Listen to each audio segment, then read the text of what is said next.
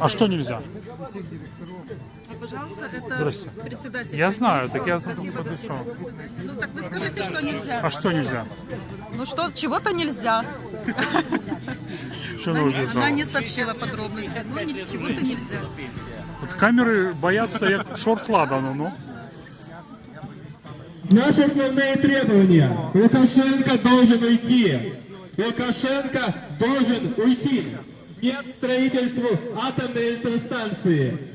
Нет строительству атомной электростанции. Нет строительству завода аккумуляторных батарей.